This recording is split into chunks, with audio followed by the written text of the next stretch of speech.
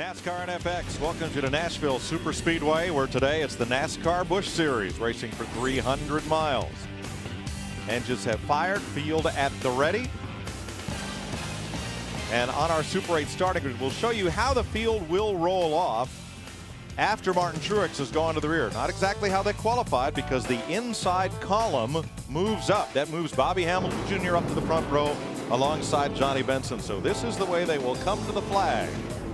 And as we mentioned also in the pre-race show, Greg Biffle in the 60 car, he qualified 16th. He will move back there with Martin Truex Jr. along with David Keith, also wrecked in happy hour practice, and Derek Cope had an engine change as well.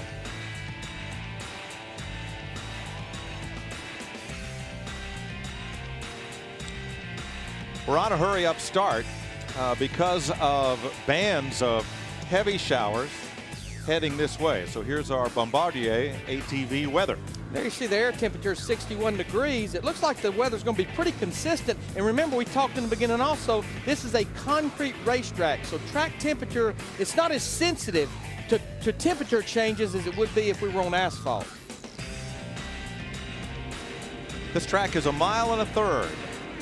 So to complete 300 miles, we'll take 225 laps, 45-mile-an-hour pit road speed, and they'll pit every 70 to 80. And that will be for fuel. And at 225 laps, these guys would like to be able to do this race on 2 stops, but a big concern, they have 3 sets of tires they can change under caution per NASCAR rule. The left side tires, especially the left front, seems to be wearing as much as any tire on the car, so there was some concern if 3 sets was enough.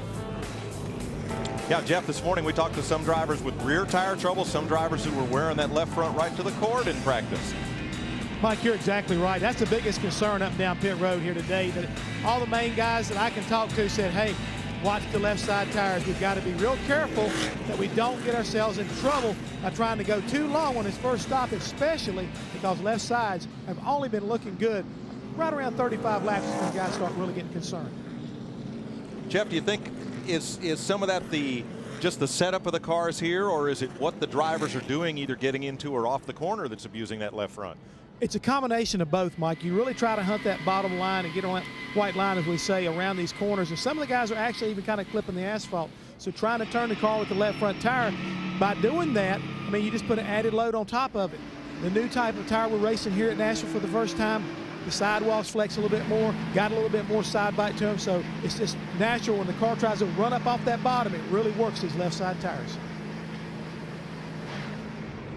There's Martin Truex Jr., who has stopped to retake his position at the tail end. Now, that crash happened fairly early in final practice. They did get out on the racetrack in this car and actually made about 21 laps. Wasn't quite as good as the other car. This is a brand new race car. They did test it at Texas, so it has some track time. But this was going to be their car that they plan on running at Lowe's Motor Speedway at Charlotte next month.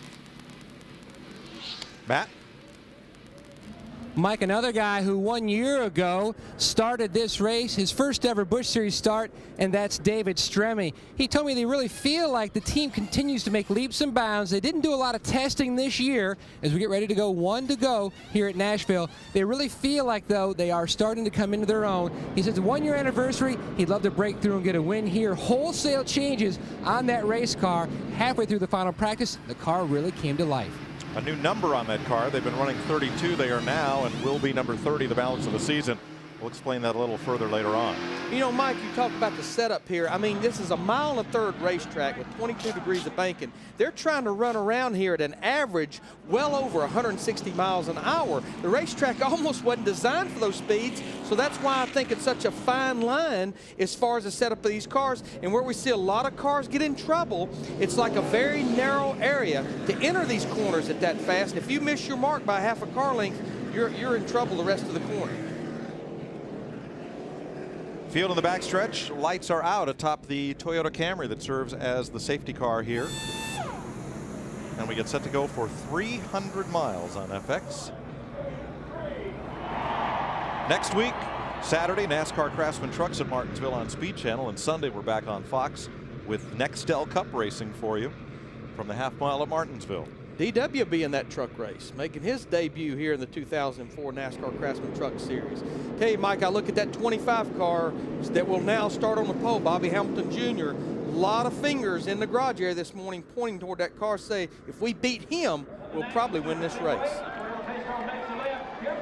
Pace car is in, and under threatening skies and a cool spring day just outside Nashville, Tennessee.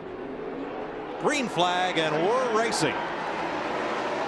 Johnny Benson in the 1 car, he would like to get to the inside groove there in front of Johnny Sauter in the 27, but I don't believe he's going to be able to win the drag race. And there you're going to see, he probably won't get as much grip in that 2nd groove. Sauter will probably win the race off turn 2.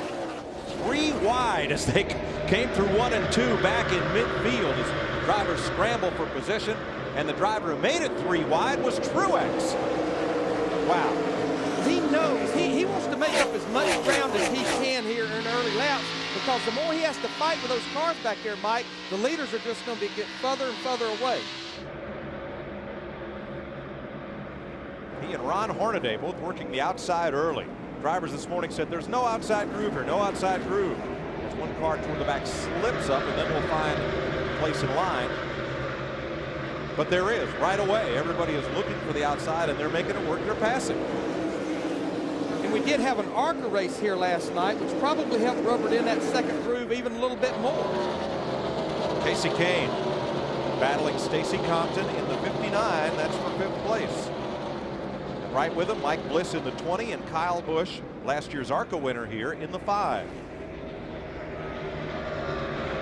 As you heard Casey Kane in his interview with Matt Yoakum, talked about a lot of changes on that race car this morning. When you make that many changes to a car, as we see still Stacy Compton and Mike Bliss side by side, you know, that driver has to go out there with confidence that they've made the right moves with this race car to start this race. And they were 3 wide right behind them, squeezing David Rudiman through the middle back at about 11th place. So there is no single filing here. On board Kenny Wallace. It's David Rudiman just ahead. Wallace in 16th place. Tim Fedowa just ahead of Rudiman in the NBS 24/7 chip.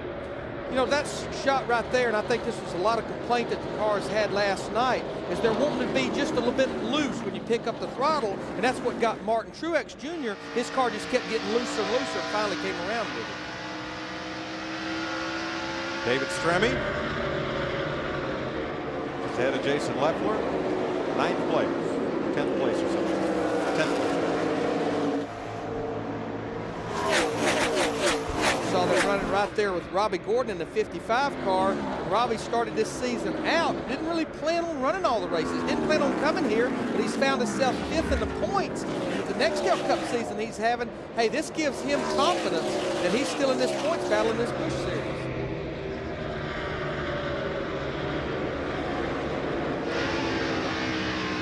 See right in front of Robbie Gordon right there, the blue and green car, that's David Green, the 37 car, our points leader.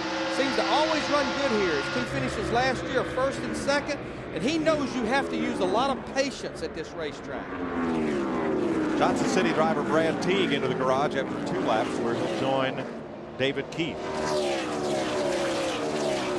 Kyle Busch making a run on Stacy Compton. This will be for 6th place.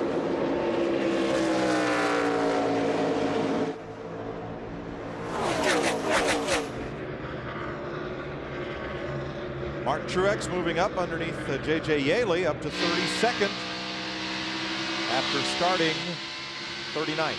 And I know those guys are very disappointed to lose that race car, especially after going out and sitting on the pole. And they were so fast in happy hour. And I think, as we talked in opening, their biggest fear was starting at the back of the pack and working their way up through traffic, as he's having to do right now, as he's going to make it 3 wide midway through the backstretch. But I think when you've got a caliber like Dale Earnhardt Incorporated and Chance 3 Motorsports, I mean, you know they've got just as good a race car as a backup as they did for primary. Coming to the front, Casey Kane as he battles Johnny Sauter as number 27. 3rd place.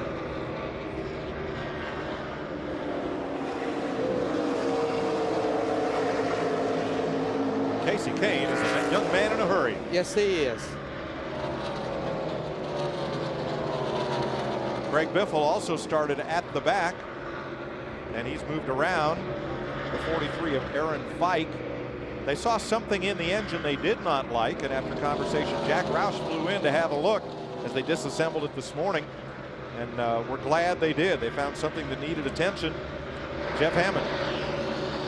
Mike, what happened was the same thing that occurred in Rockingham occurred here at Nashville, which was some epoxy inside the Oberg or the Mecca filter, which is a return line, which tells a lot of times engine builders if there is a problem.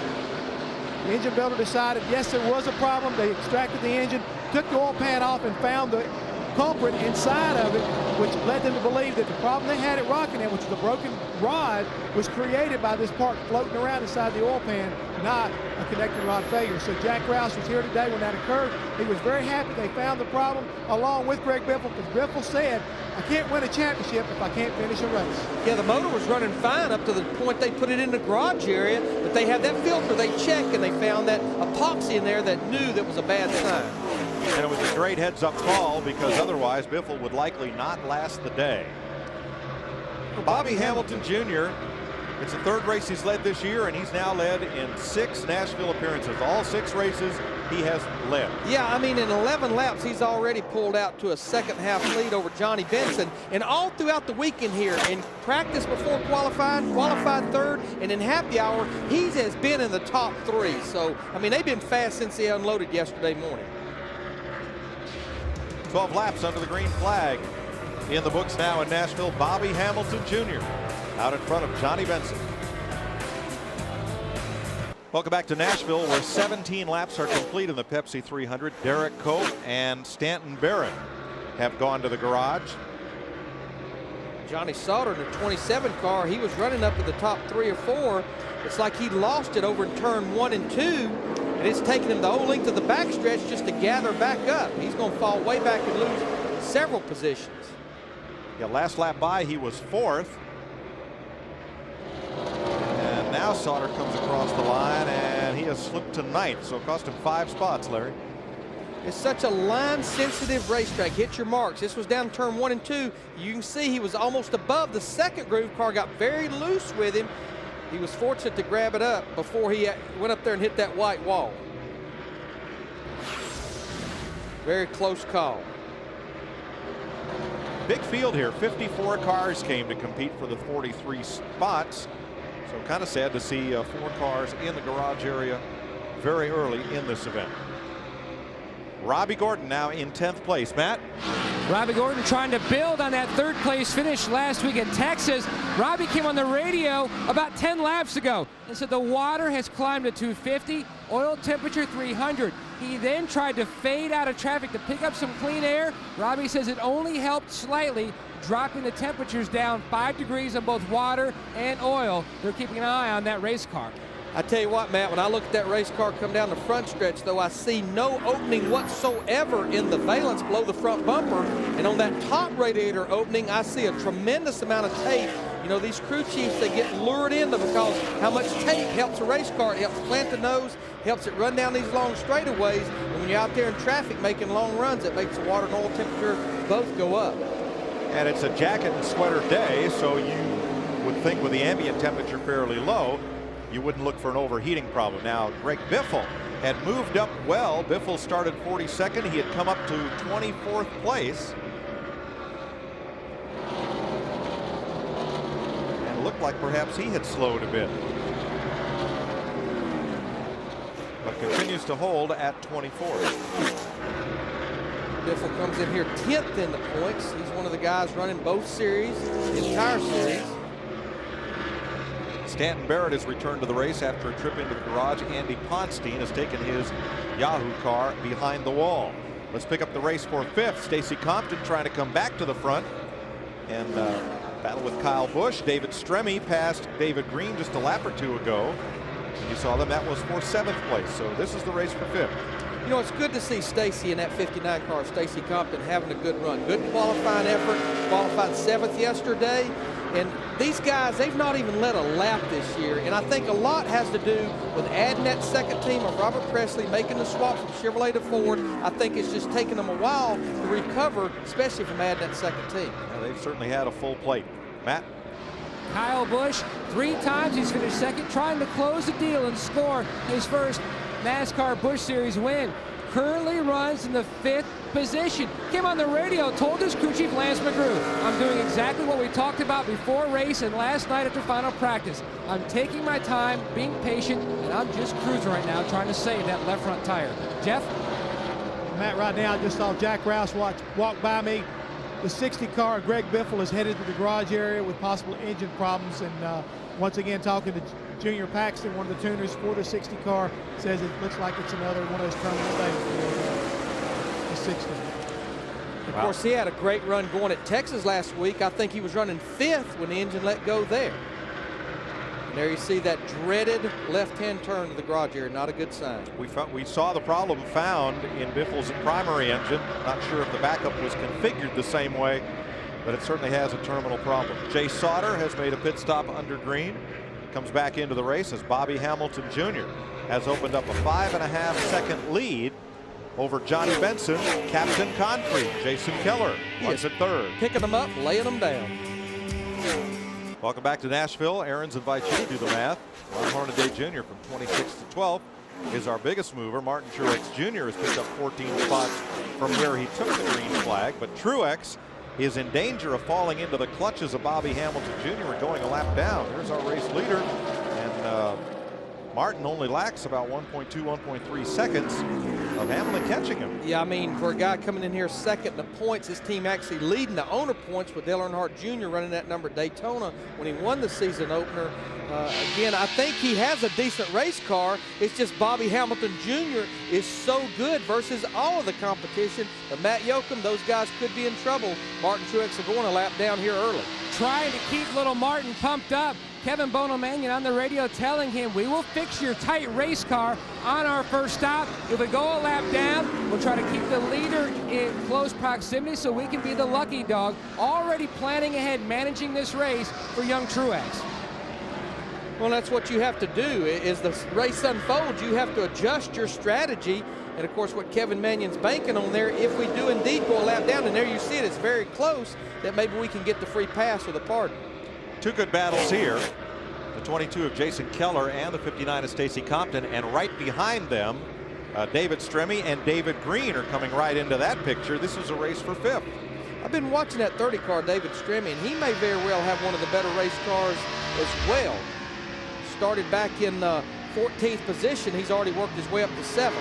And there you see he's just going to drive by Jason Keller. Looked like Jason Keller in the 22 got in there, and the car washed up with him. David Stremme took advantage of it. And there you see Martin Truex Jr. in the 8 car, our pole sitter, versus Bobby Hamilton in the 25 here, lap 35. He goes 1 lap down. Now it's going to be a long way before Hamilton laps the next car. So Truex will hope to stay in that position in case a caution comes out. And Mike, I know this is a different race car, but Matt Yoakum said that what Martin Truex Jr. is complaining about is tight. The car's not turning. Remember why he crashed his primary car? It was loose. Possibly they adjusted for that, maybe over-adjusted for what that other car was doing. Michael Waltrip, Ron Hornaday. Michael's kind of struggled in qualifying the last few races of this Busch Series and had really hoped to get his program back on track today as he and Hornaday battle for 12th. Yeah, Michael started back in 22nd position. Now he's up there to 12th. You know, we talked about in the beginning of the show what this weekend could do for some of these Nextel Cup drivers. When you look at drivers like Michael Waltrip in the 99, this new tire package that they seem to be struggling with on the Cup side, if they find something here, it very well could transfer to their Cup team. Ron Hornaday, though, right behind Michael. His AC Delco Chevy has been moving up rapidly in the opening stages of this race, Matt.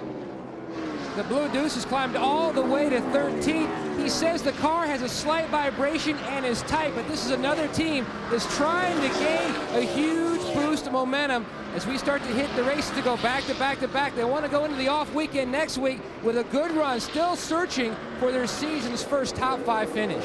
Yeah, Matt, this team came over here and tested a few weeks ago, thought they hit on some things geometry, front-end geometry-wise. They complimented the new tire, but when they got back here, Ron did not like the way the car was driving. They had to go back to their old package. You saw this battle for second as it unfolded. The 36 went up and almost slapped the wall in turn 2. The Pennsylvania driver Travis Geisler, he's gathered it back in. Larry, what I'm seeing here, I don't like. I'm seeing lap cars on the bottom of the track and some lap cars running way up high, and the leaders having trouble threading their way between lap cars on the bottom and lap cars up top. They're not predictable. Right. And Jeff Hammond was telling me he attended the drivers' meeting, and they agreed at the drivers' meeting the lap cars would move to the high side, but we're not seeing the consistency of that. And I think one reason is some of these cars are finding when they go to the high side, they get up in the loose stuff and all but lose control. So No they go grip back whatsoever. down. They go back down to the bottom where it's safe. Matt? Mike, you're exactly right. About 10 laps ago, Kyle Busch told his crew chief Lance McGrew, he says there is a ton of loose rubber on the racetrack. Anytime anyone steps out of the groove, you're going to be in trouble. Fourth place, Kyle Busch. Right there behind Bobby Hamilton Jr., Casey Kane, and Johnny Benson. Oh, Jay Keller, something's happened with that car. That's about the second or third time we have seen that happen, that he just loses a lot of ground, but he's definitely in trouble as he heads down the backstretch. That car, I mean, look how fast. Ron Hornaday in the 2 caught him so fast going in the 3, he almost ran over him. Wonder, Larry, if he got up trying to pass a car, got up in the loose stuff. And it took him a half a lap or so to get his tires cleaned off. Now you see him, he's wiggling. Yeah, when trying you to pick clean that it. stuff up, it makes you feel like you've actually got a flat tire. Meanwhile, Bobby Hamilton Jr. in the U.S. Marines Ford has maintained a 5-second lead over Casey Kane. Greg Biffle out of the race with engine trouble. Gus Wasson has gone to the garage. Bobby Hamilton Jr. still leads, but 2 contenders have been to the pits. David Stremme and Martin Truex Jr., the pole sitter, who had to start his backup car in the rear of the field. Yeah, and I think as we ride with Martin Truex Jr. right here in the 8 car, I think what happened with them, that car was just getting tighter and tighter. He had already been lapped, so why not come to pit road, Matt Yoakum, and go ahead and get those fresh tires, but they don't need a caution to come out and burn them. Larry Mack, a number of adjustments, track bar, wedge, and air pressure to try to free up Martin Truex's race car. We've seen it a number of times this year. In fact, Moody Barker told me this morning he does not want to pit any sooner than he absolutely has. He doesn't really want a short pit like we've seen this year because so many guys have been bitten by it with a caution right after. Truex is now 2 laps down. Randy McDonald is in the pits, and Andy Ponstein returns to the race after some time in the garage.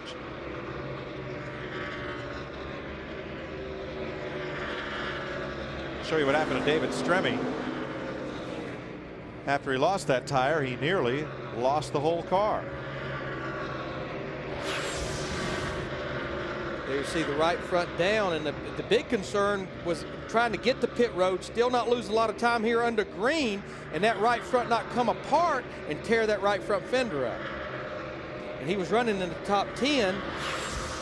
Now he's back in 29th position, 2 laps down as well.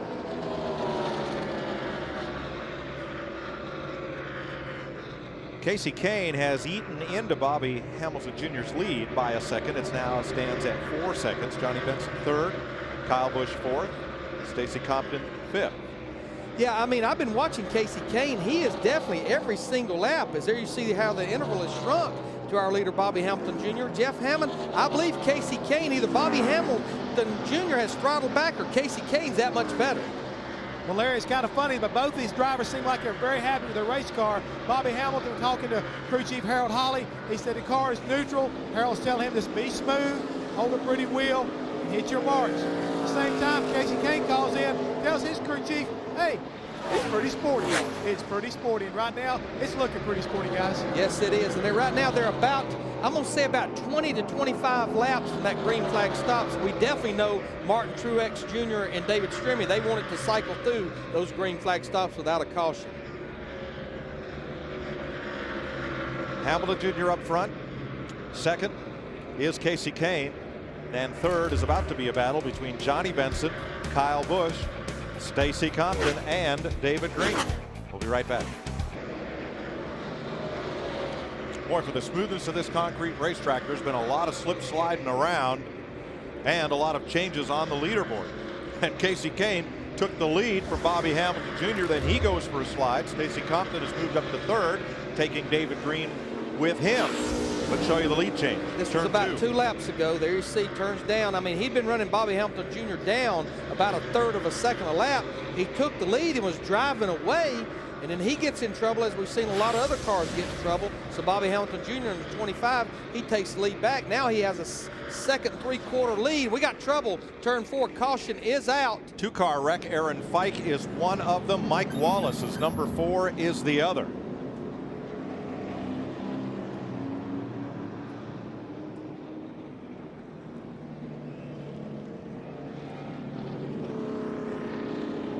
The left front on Fike's car, minus all of its sheet metal.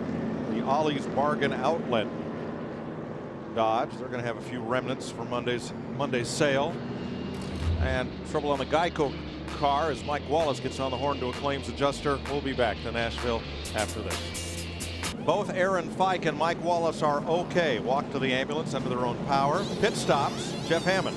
Well, right now, the 25 car, Bobby Hamilton, has already changed. Right side tire is going to freeze car up just a little bit, and they're down and away. While Casey Kane, almost a near one right there on pit road. Down to you, Matt. Point leader David Green in, service almost complete. A little bit of trouble on the left front. Crew Chief Jason Ratcliffe with the lugs, trying to get the lugs on. Losing a lot of time. He's down and away. Slight air pressure adjustment. He was tight.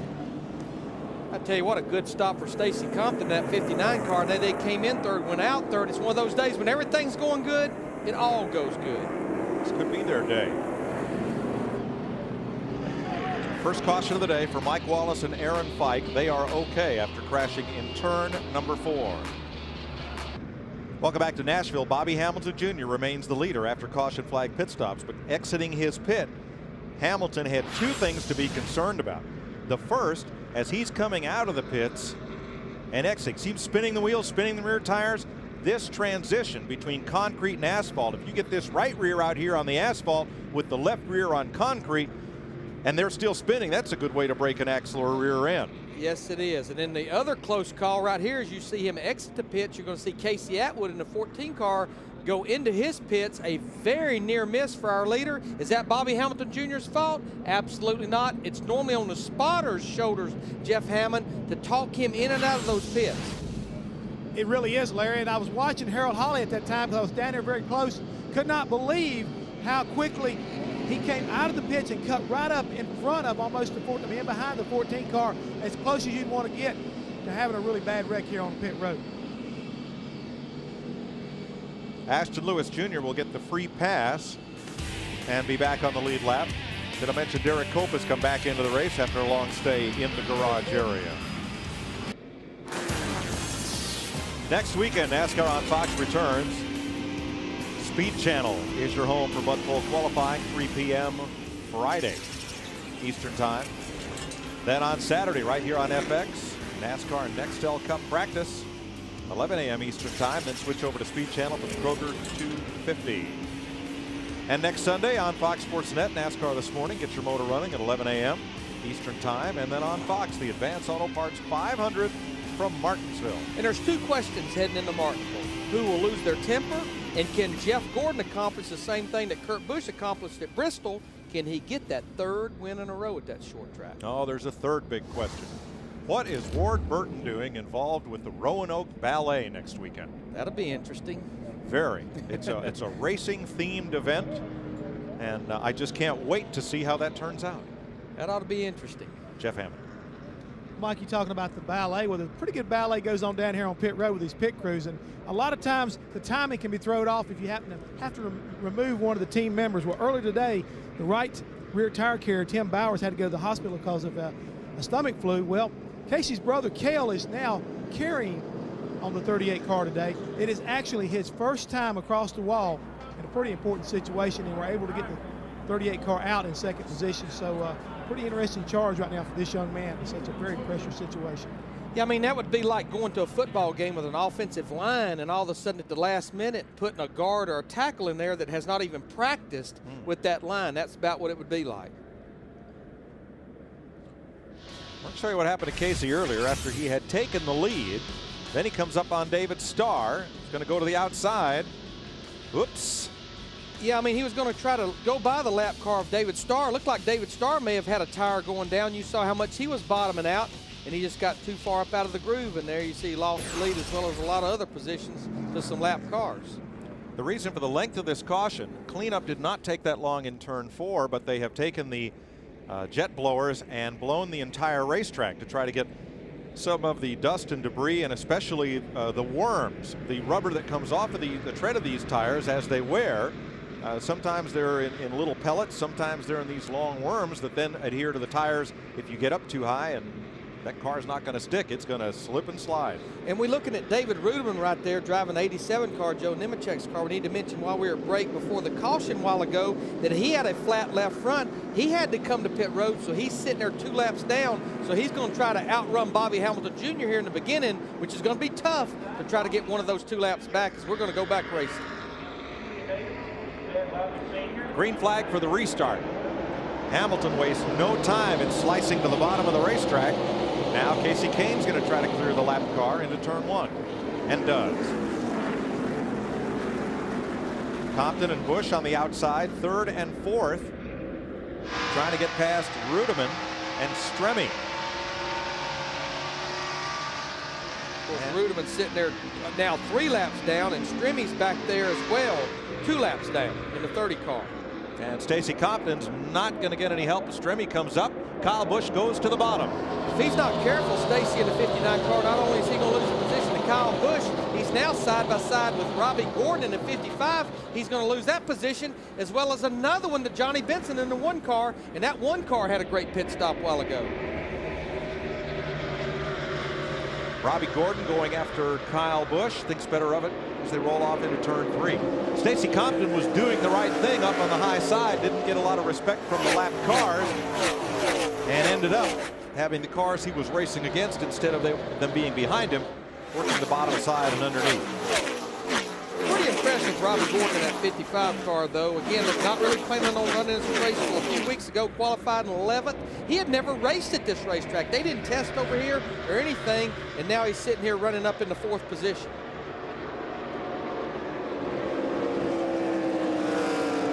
Kyle Busch goes under Stremme. That's not for position, as Stremme is a couple laps down. And here comes Robbie Gordon and Benson. Johnny Benson in that 1 car, he's never raced here at this racetrack. They came over here and tested, as we see our battle for the lead heating up between Bobby Hamilton Jr. in the 25, Casey Kane in the 38. But Benson and that group did come over here and test a Nextel Cup car before Las Vegas. 4th place side by side, Benson under Robbie Gordon completes the pass as Casey Kane draws a bead. You see Benson has made the pass just before the corner, but he's going to have a way to go to catch these 2 leaders. Hey, our 2 guys leading this race right here, Bobby Hamilton Jr. in the 25, Casey Kane in the 38. As we've seen throughout most of this race, these 2 race cars now, especially on fresh tires, are fairly equal. Casey Kane is almost content right now to run in the tracks of Bobby Hamilton Jr. because they have almost a set of full corner lead on Kyle Busch in the 5. Right at 2 seconds.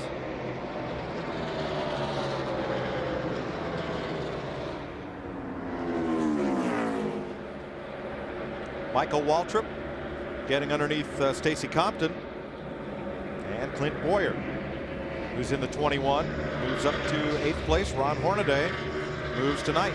And we have a battle for the lead, a change for the lead. It's like Bobby Hamilton Jr. in the 25 did not get off turn 2 very good, and he just went ahead and yielded the lead to Casey Kane in the 38, so Casey will lead this lap. Pretty impressed with that 21 car right there, Clint Boyer, making his second Busch Series start. Didn't get off to a very good start last week at Texas, and he's going to run this car the races that Kevin Harvick does not run them, and now he's sitting up there solidly in the top 10 as his teammate Ron Hornaday in the 2 is right behind him, and Steve Shaw here in the booth was pointing out to me where Hornaday got such an advantage. Not a big surprise, was on that last restart. Yep, that's his forte. Clint Boyer looking over Michael Waltrip.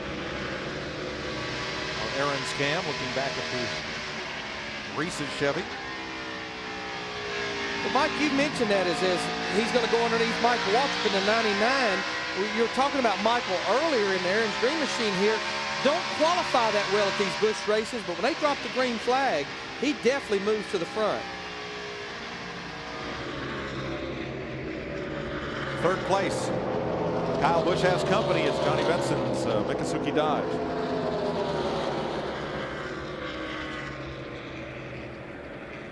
You know, we talk about hometown heroes. Bobby Hamilton Jr.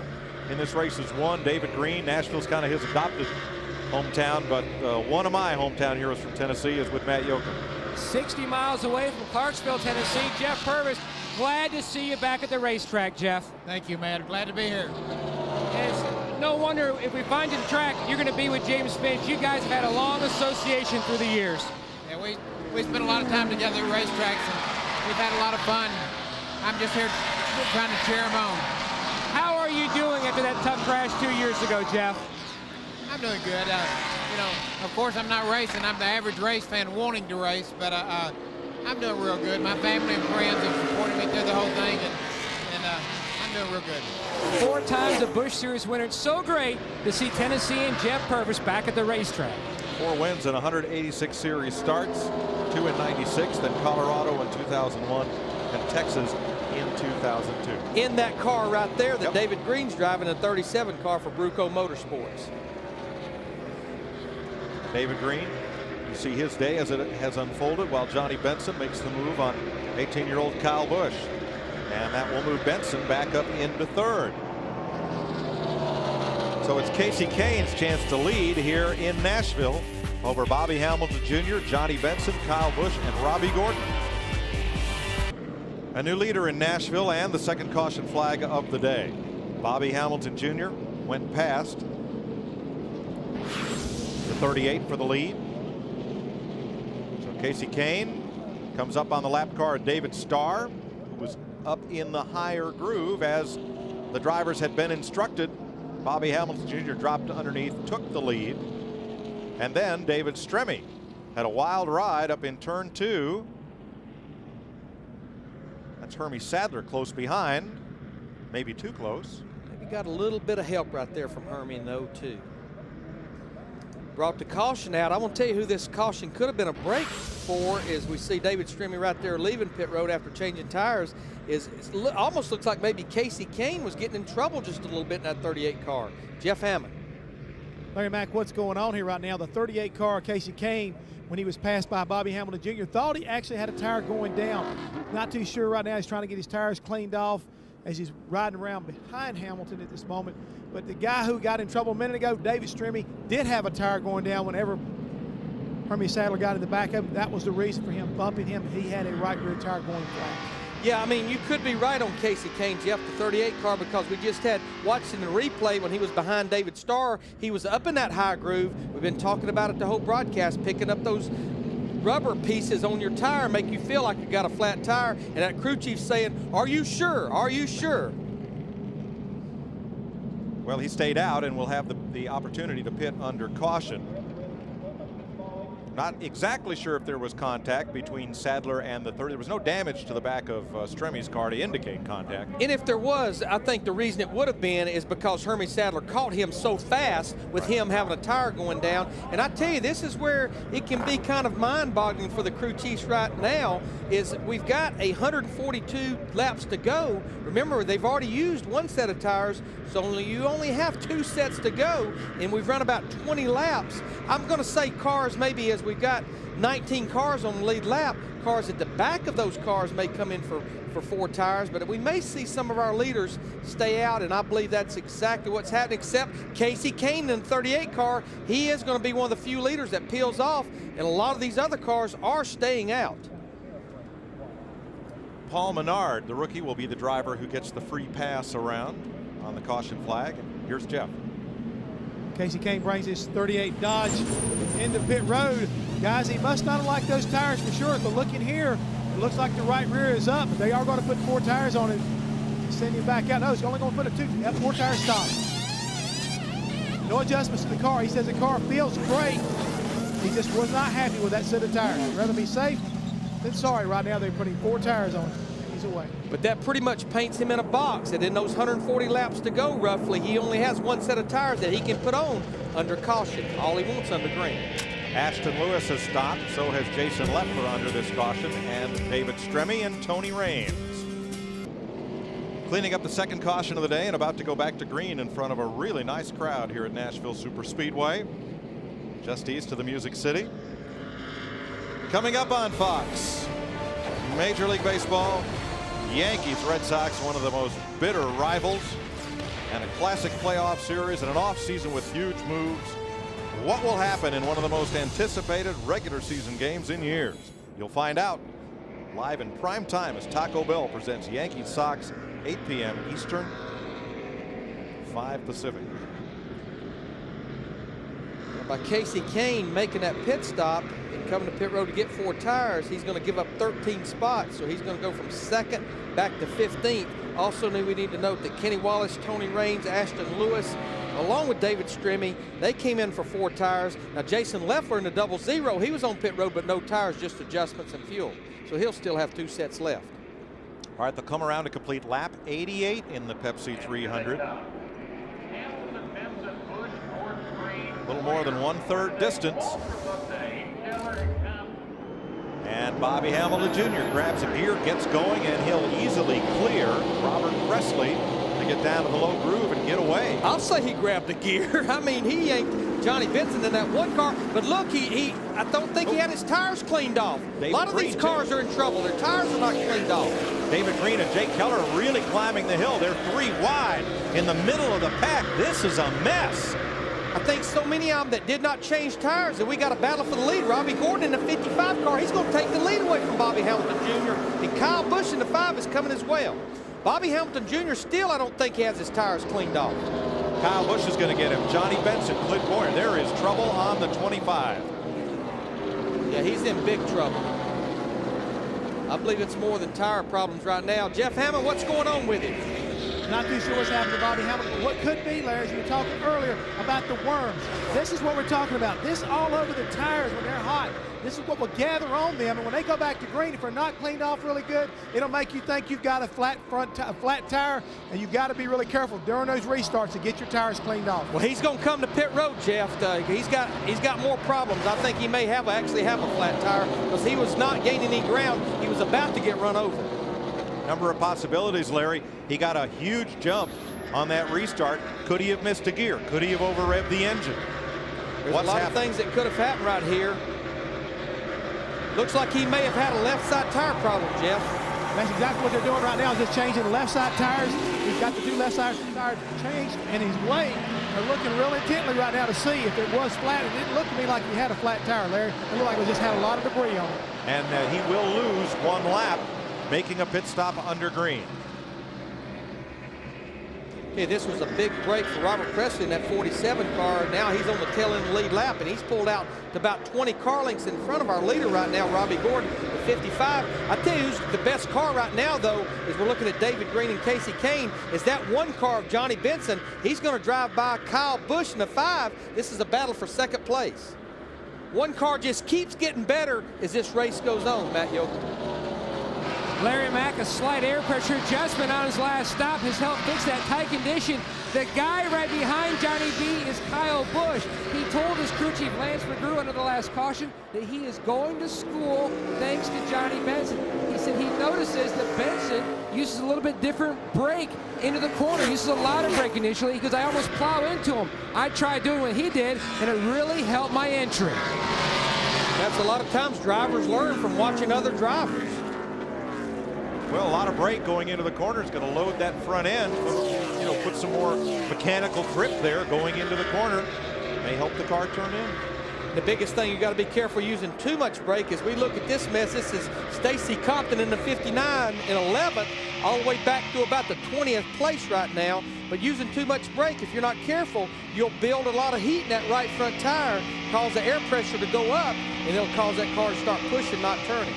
And will that also overload that left front tire that everybody's worried about running down to the court? And everybody's been having a lot of trouble, as we've already seen today, as we see Casey Kane, that 38 car, remember, came to pit road, gave up all those positions, and now he just drove by Stacy Compton for the 11th place. Right behind this group, David Green's got to run. Jason Keller's got to run. Right behind them, it's a big stack going into turn 3. There they are. I mean, Green and Keller got off, and Tony Raines in that second yellow car got off the corner really well mile and it almost all log jammed up at the entrance to 3. And that yellow car behind Stacy Compton, Kenny Wallace in the 23 car, he was one of those 5 or 6 cars that came to pit road as we ride with him here off turn 2 and got those 4 fresh tires. I think it's paying off for him right now. Kenny Wallace is 13th for the lead. Johnny Benson has caught Robbie Gordon.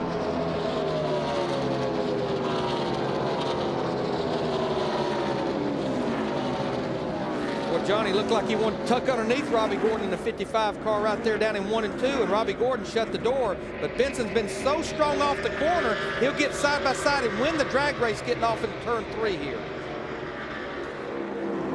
Now remember this 1 car right here, this is the team that David Stremme drove for last year and had 2 great runs here, two top 10 finishes. So Benson to the lead. Meanwhile, Kenny Wallace coming off turn 4 is under a lot of pressure, and he's going to lose 2, maybe 3 spots. Ashton Lewis, Jason Keller, and then he gets in line just in front of David Green, but Green drops to the bottom, and David Green's going to pass Kenny. This is for 14th. Here comes Tony Raines. And Tony in the 74, that was another one of the cars that got 4 fresh tires a few laps ago. Tony, of course, in this car for the rest of the year. Damon Lusk running the first 4 or 5 races. Tony got in the car at Bristol, and he will be in it for the rest of the year. Bobby Hamilton Jr. back on track. Jeff Hammond, what was the problem? After looking at the left side tires, Mike, they couldn't find any kind of problem with the pressures. Both tires up, a lot of debris on them. Was nothing said for a while. Harold Holly had got back on the radio and said, "You the man. You are the man. Don't worry about it. We can get this back. It happened to us a couple years ago. We'll get it back." Well, there's no question, as good a car as he has, he can get it back. He's back in 24th position, 1 lap down. He'd like to get up there to where he's the first car lap down to get that free pass. How about Clint Boyer in the 21? He has certainly made a nice comeback from that crash at Texas to run right up here now in the front 4. And your first 4 cars now are nose to tail. And that had to be hard for him to handle mentally. Here's a race car that was leading the points with Kevin Harvick. They won Las Vegas. He gets in there and he said, he told me last week, I do not want to be the guy that keeps his team from winning the 2nd Owners Championship in a row. And here he comes back, and look at him. He's ready to go up there and battle for 2nd with these guys as he goes underneath Robbie Gordon in the 55 car for 3rd. He competed in an ARCA race here a year ago, ran very well, and I think that's one of the places that caught Richard Childress' eye about him. So Boyer moves up to 3rd. Johnny Benson, former series champion and rookie of the year, has assumed the lead here in Nashville. At Nashville, Kyle Busch wants the lead from Johnny Benson and takes it away, heading off into turn 3. And Clint Boyer says, if you're going to take the lead, I want to take 2nd place from Johnny Benson in that 1 car. Great run for Clint Boyer in this 21 car. You know, I believe our points leader is in trouble. He got up high in 3 and 4 a while ago, and he has slid back to 19th position. Matt Yoakum, I believe we have trouble on the points leader. Larry Mack, he is falling fast back to 19th. He came on the radio 3 laps ago and said, I feel like I have a slow leak in the left front tire. Earlier he thought he had a flat left front, and then he cleaned it off, and then he felt like the tire was okay, but now he's radioing back, possibly slow leak in that left front, just trying to hold on till he can hit pit road or they get a caution. Jeff, do you think that's the problem, or is it just something about the way these tires pick up loose rubber that's causing these drivers fits? Mike, I really believe it's a lot to do with the rubber. The guys told me earlier today that when you get up out of the groove, if you miss it by as little as 12 inches, you cover that right side tire with debris and those worms, as they want to call it. The car just goes to pieces. You feel just like you cut a right rear down or a right front.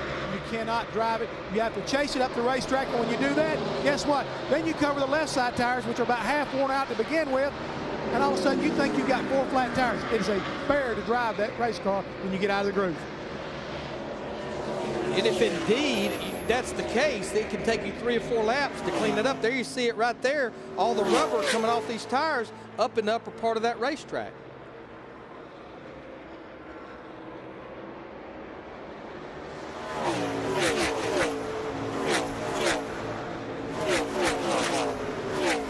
Kyle Busch, that 5 car, still car's getting pretty good the longer we go into this run right here. sat on the pole, won the ARCA race here last year. In fact, he led about 88 of the 120 laps of that race, I think, a year ago. And the car he won with a year ago won here last night in the ARCA series. Mike Bliss, Johnny Sauter, 7th place. And Casey Kane trying to climb back up through. Let's go up to 2nd place, where Johnny Benson has given that up to Clint Boyer. And Boyer now sets his sail on the lead. Johnny Benson actually just gave 3rd place up to Robbie Gordon in that 55 car as well. Comers and goers in Nashville. That's the way we always have it. Matt?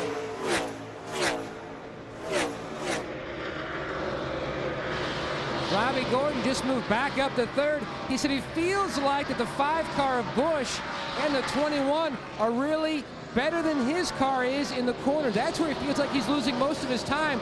Earlier we told you he was running hot, both water and oil temperature. As the 21 car of Clint Boyer tries to take the lead on young Kyle Busch, the temperature has come down if they pulled that tape off, as he works for that lead again as they come down the front straightaway, Mike. Yeah, he's taking the lead away from Kyle Busch, and that opened the door for Robbie Gordon in the 55 car to try to get up there as well. But Kyle Busch in the 5 slammed the door, but look how loose he got right there coming off the corner. And that's allowed Benson to close back in and bring Ron Hornaday with him. We may see a 5-car fight for the lead here in a minute. We are halfway in the Pepsi 300 at Nashville. You're watching NASCAR on FX. Welcome back to Nashville, where Clint Boyer has gone to the lead over Kyle Busch, Robbie Gordon, Ron Hornaday, and Johnny Benson. Trouble for Jason Keller, the Bear Creek Soups, number 22. He's going to make an unexpected stop on pit road. Yeah, he was one of the cars still on the lead lap. Looks like they're going to change 4 tires on this car, and he could not go the distance here by making this green flag stop because we still have 106 laps to go.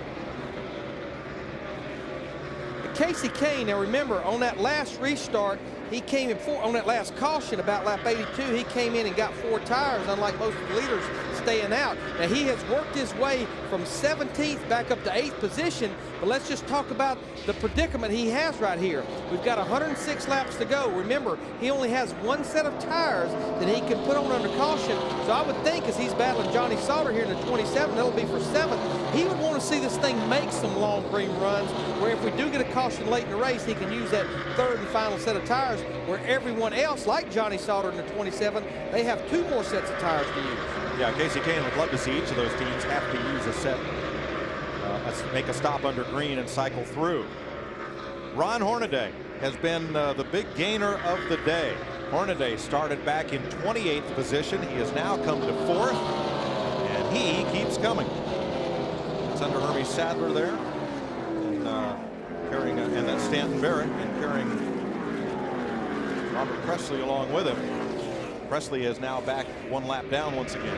But I talked to Butch Hilton, Ron Hornaday's crew chief, this morning, and they were very disappointed in that qualifying effort. I talked about them coming over here and testing and thinking they hit on something with some geometry. They had to undo it all. They knew after yesterday they were very, very good in the final practice session.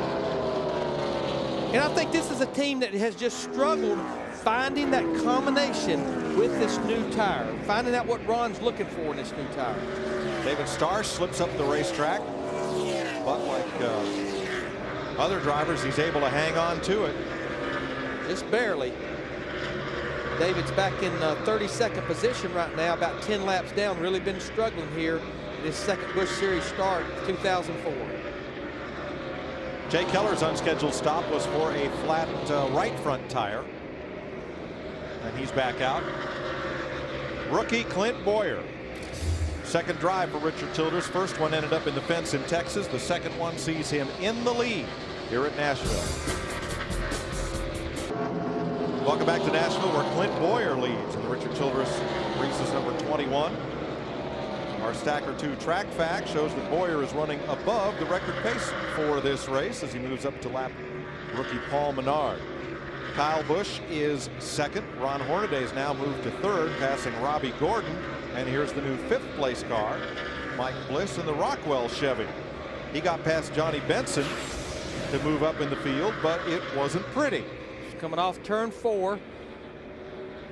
It's like Mike Bliss just come off the corner there, and the car just drifts up just a little bit of damage to the left side of Johnny Benson's car, a little bit of damage to the right side. But Matt, I don't know that damage will hurt that race car.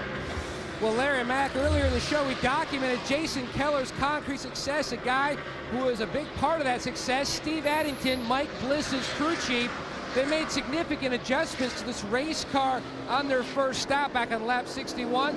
Now he says the car's a little free early, but then goes to neutral after 20 laps. But the concern right now, the water temp is climbing steadily now between 230 and 240. They think there may be some kind of debris on that grill. The other big concern is Casey Kane, who just went past him for 5th. Now that'll drop Bliss to 6th. Johnny Sauter's in 7th. Michael Waltrip has climbed to 8th. Johnny Benson's has now slid out of the top 10. Benson just lost 3 spots in 1 lap. Tim Fedewa went past him, Casey Atwood, and Jason Leffler. So here's Michael, who's one of the big gainers and all that, up to 8th. And we talk about Johnny Benson. He's on pit road right now, and this is the green flag stops. These are scheduled stops. We knew they were going to come in the next 5 to 10 laps, so these will be for 4 tires and adjustments. Maybe that little bit of damage hurt him, though, Matt. Wedge adjustment already completed for JB. They cleaned the grill, pulled the fender out a little bit, and make an air pressure adjustment. He also told his crew chief John Wilkes that the car is just bouncing way too much. And that's not unusual on a concrete racetrack, as we see Ron Hornaday in that 2 car, Clint Boyer's teammate. He goes for 2nd place around Kyle Busch in the 5. You build up so much air pressure here on a long run that's a comment a lot of times the driver will have when you get the air pressure built up. We already talked about on a long green run here is the tires get the feeling like basketballs. I've heard him say feels like I got 100 pounds of air in my tires. Trying to get past Tony Raines. Hornaday looks to the inside. This got to be a tough one for Ron Hornaday. We have documented throughout the season how he and the 21 have virtually switched paint jobs onto all of the equipment so that Hornaday could have a chance to run for this championship. And here in the middle section of this race, Hornaday's fought his way up to 2nd. That's the good news. The not so good news for this team is it's the other car with rookie driver Clint Boyer that is the 1 spot in front of him. But I tell you, that Ron Hornaday in the 2 car, which would be teammate to this car, he is definitely coming. He could have one of the fastest cars on the racetrack right now. Right here before these green flag stops, you see David Green come to pit road, Ashton Lewis, Tony Raines, Paul Menard, Mike Bliss in the 20. Right here makes his 4-tire stop. And these are coming with about 90 laps to go in this race. We know we can't make it from here. We still have 1 more stop to come. It would sure surprise me if we didn't have 1 more caution flag. It has all the makings of that. Casey Atwood in the 14 car, Martin Truex Jr., our pole sitter in the 8 car, making pit stops. David Green taking the gas can down pit road. He'll be back. Yes, he will. That will be a very, very costly mistake for our points leader. And it may, let's see where that can's going to end up at the exit of pit road.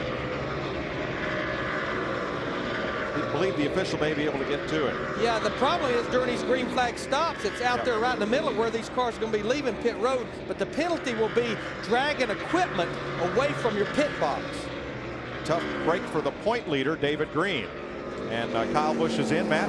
Huge gobs of rubber hanging from that the left rear quarter panel, Mike, as they make the tire change in the right. Now left side, he is done. He is down and away. There will be no caution for David Green dragging that fuel can down pit road. The official was able to retrieve it without going out there at risk of oncoming cars.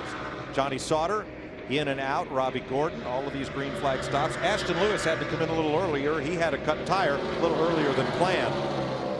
Martin Truex in and out. Kenny Wallace is in. Travis Geisler, Mike Garvey making stops. Now, we've been talking about it. This is a set of green flag stops that Casey Kane in the 38 was wanting to see him. But now he's probably going to get the lead away from the 21 and the 2 car when they make their green flag stops. But Mike, he can't stay out there too long on those tires. He wants to make that pit stop under green, because if it comes under caution, he'll have to use his 3rd and final set of tires. Ashton Lewis got a drive-through penalty because he failed to make the commitment line, and in the grass is Stacy Compton, and locking up the brakes, Ron Hornaday. Compton slid through the cones trying to come on pit road, missed it. That'll be costly.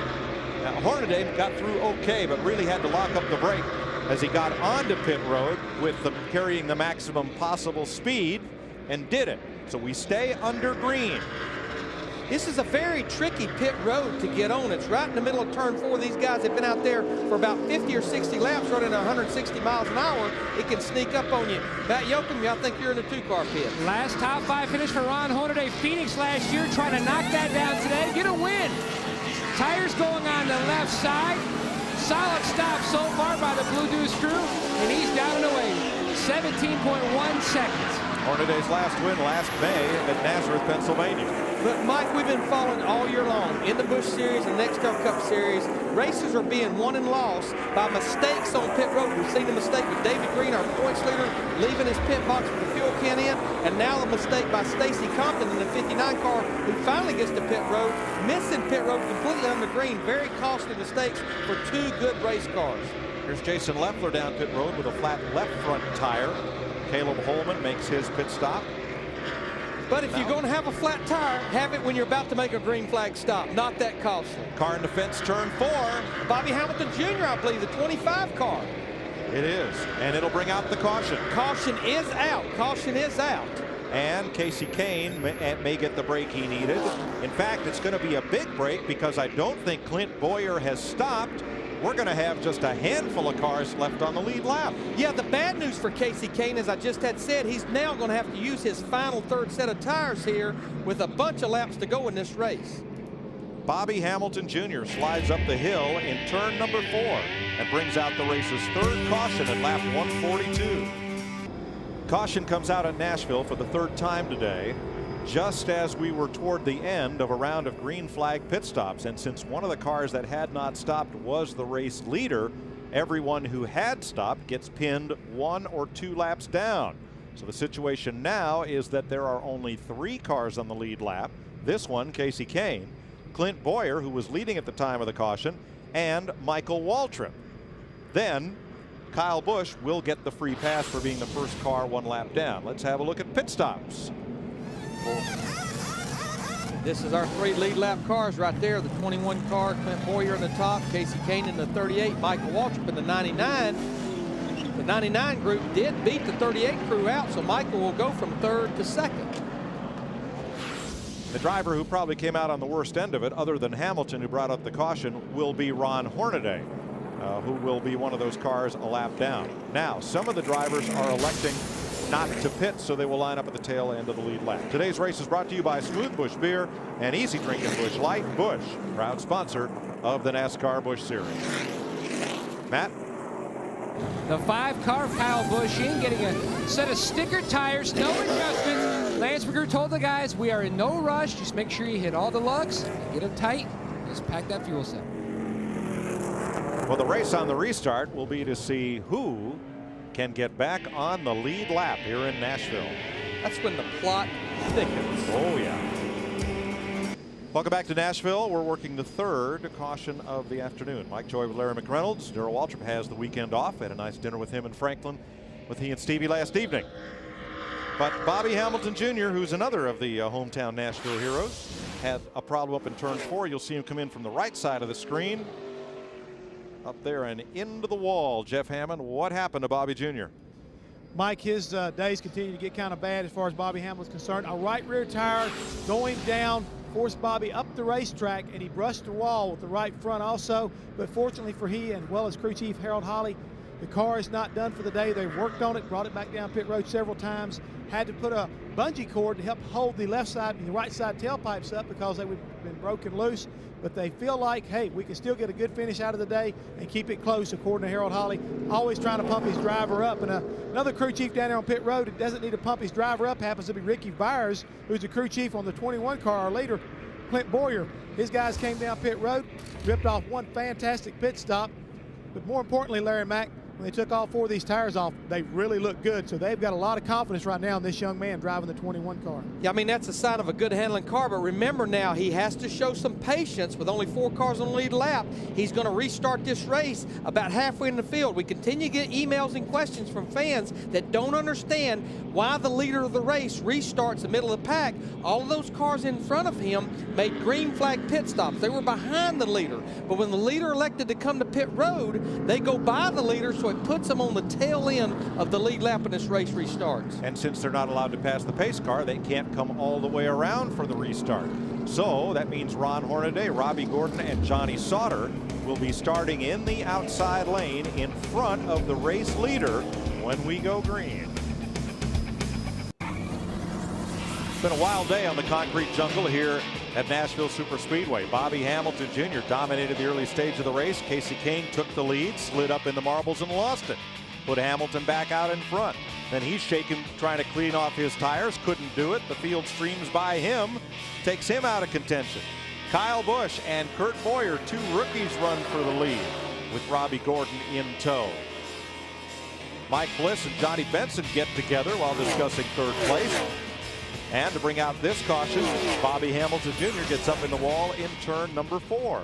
So rookie Clint Boyer is our leader, ahead of Casey Kane and Michael Waltrip. Speaking of Michael Waltrip, he just came to pit road for fuel only. I think I know why. Jeff Hammond, 75 laps to go, didn't give up a whole lot. He may can go the distance from here.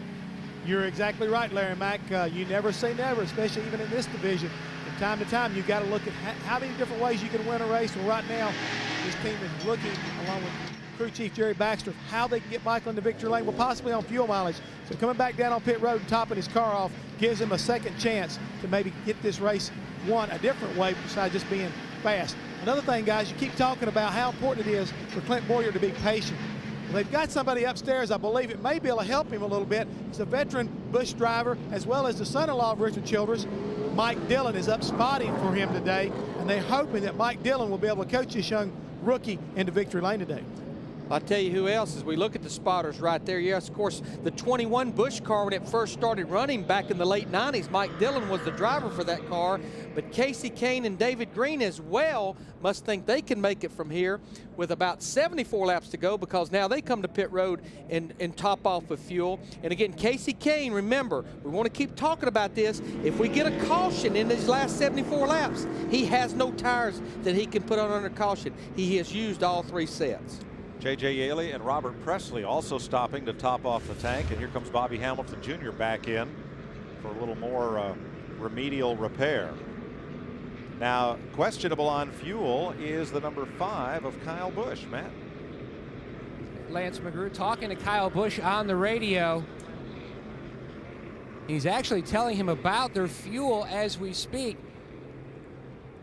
Lance, how close are you? We're like 5 laps he's blabbering in here. So we're like 5 laps short, but we usually figure our mileage a little conservative, so we may be okay. It's kind of hard to tell. A lot of the guys that are in front of us are coming in and topping off. We can't do that with the, you know, that's kind of the Ryan Newman rule to add it on to the Lucky Dog, but we're fine. That Lowe's Monte Carlo's been doing awesome. All the support for Pell and all the guys. It's just been a good weekend altogether. A little lackluster on the qualifying effort, but when you get a couple poles, you start competitive greed takes over. You want to do it every week, but we're fine. I'm looking forward to the rest of the race. In fact, Lance told me that he feels like this team is right on schedule.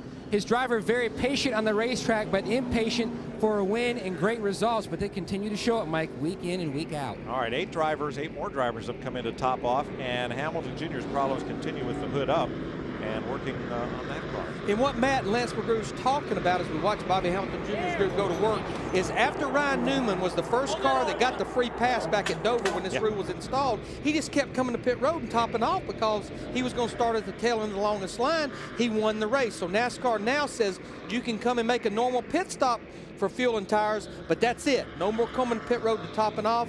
But if we indeed ran enough cautions to buy those laps, he can make it from here. All right, Clint Boyer, you see, is the 4th car in line.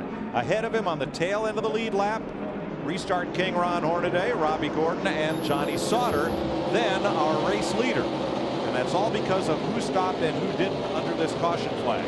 So we're back under green at lap 154. Good, clean restart. He's got a good start, even though he's in second position on the racetrack right now. Robbie Gordon in the 55 car. He's going to go over and challenge Ron Hornaday. Patience, never mind. Boyer takes it 3 wide. But look at the leader right there that was leading the race, Ron Hornaday. He gets tapped from behind right in front of the entire field. Michael Waltrip got him. And here comes everybody. Now, Hornaday was leading the pack, but not leading the race. He was trying to stay on the lead lap, the tail end lead lap. So was Robbie Gordon. In my book, those guys were not showing a lot of patience right there, though. Nobody was. Now, Robbie Gordon at 55, he will get back on the lead lap because he was in front of the leader, but there you see all the damage to Michael Waltrip in the 99 car. He was running in the second position. Yeah, he got into Hornaday, whose car was spun and stopped. And the 10 car also has a lot of damage, Gus Wasson. As we always say, cautions breed cautions, especially when guys are trying to stay on the lead lap and trying to get back on the lead lap. Wasson's able to get away with what looks like minimal damage. He replaced Jason Schuler for this weekend's race in the number 10. Michael Waltrip, after coming all the way up into the top 3, trouble on the left front because he could not avoid Hornaday. Let's see what happened here coming out of turn 4, Larry. Yeah, this should be right in the middle of turn 3 and 4 as they head off into the corner. Take a look at it right here. There you see Robbie Gordon at 55 had already got in the back of Ron Hornaday in the 2 car. There you see him sideways. Johnny Sauter going to the bottom. There's our leader, Clint Boyer. And there's where Michael Waltrip in the 99 just wasn't sure which way he needed to go with cars on the high side, low side. Gets a lot of damage to the left front. Tough break to put out the 4th caution of the afternoon here in Nashville. Michael Waltrip making repairs as he was unable to avoid a spinning Ron Hornaday. On the first lap of green after the restart.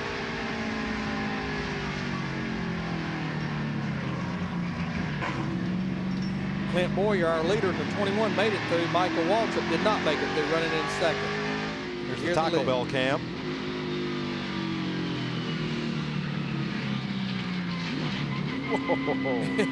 Best thing to do is just almost stop.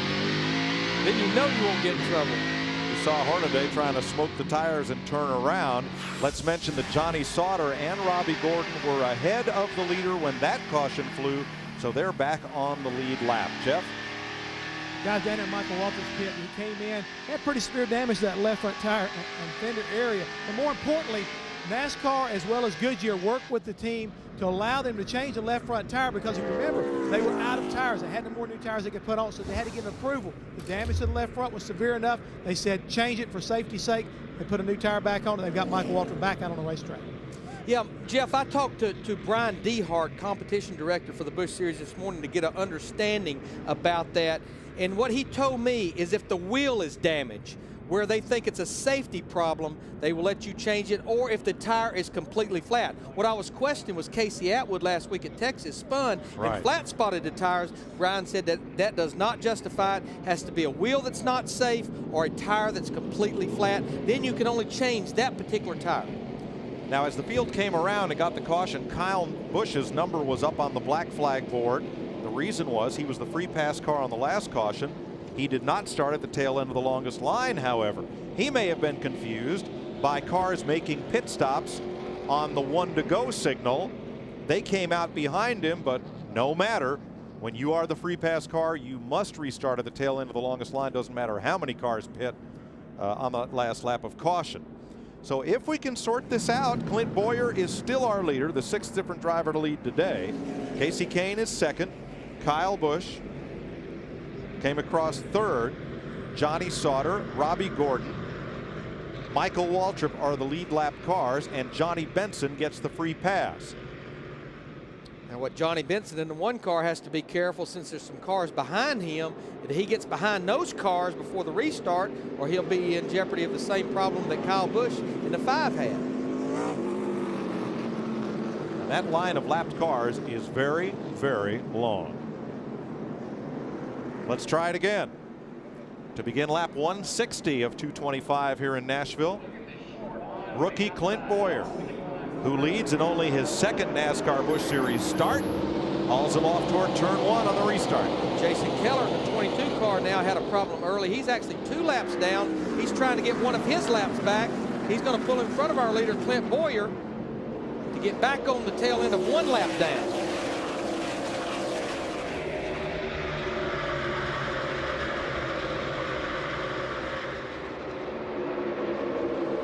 But that was a lucky break for Kyle Busch, and we had a caution right after his number was posted. If he had to make that pit stop under green for that penalty, he would have went at least a lap down. Now he's sitting up there in 3rd place in that 5 car. So that was a very lucky break for him. So now 7 cars are on the lead lap.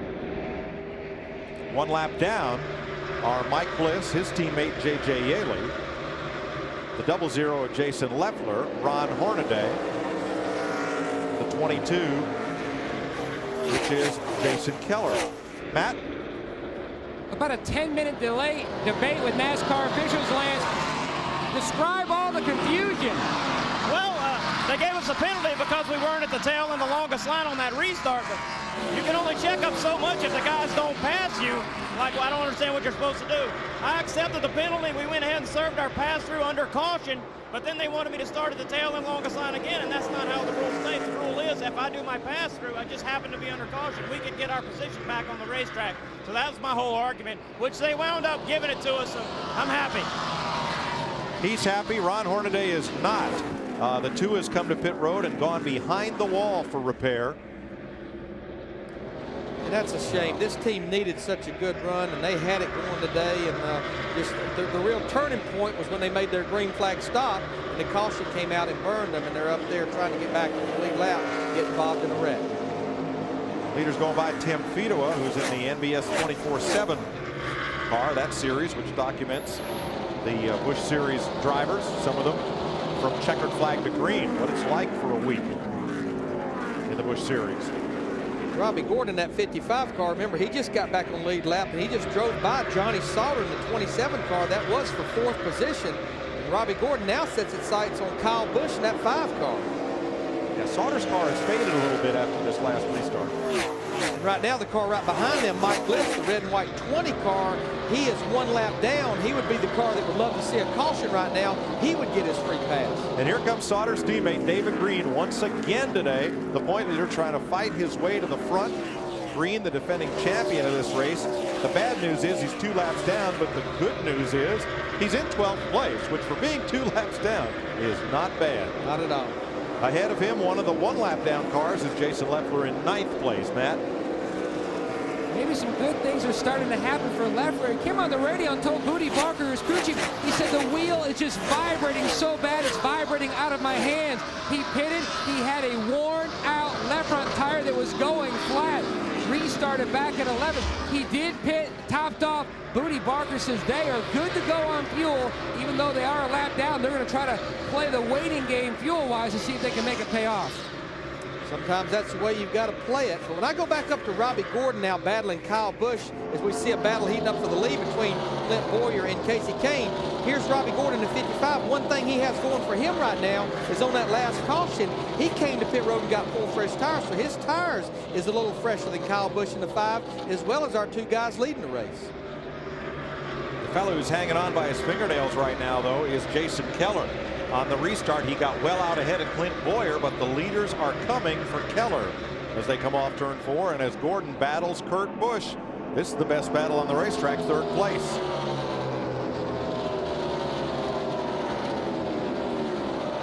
Kyle Busch. Did I say Kurt? I do it all the time. Well, he was that close to the front, he looked like Kurt. Especially on a concrete racetrack. That's right. Rookies doing well here in Nashville. Clint Boyer leading. Kyle Busch, another rookie, in 3rd.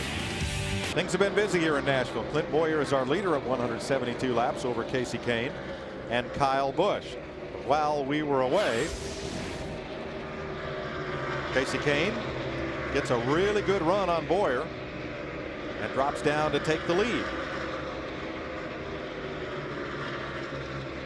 Now that allowed Jason Keller to get away just a little bit.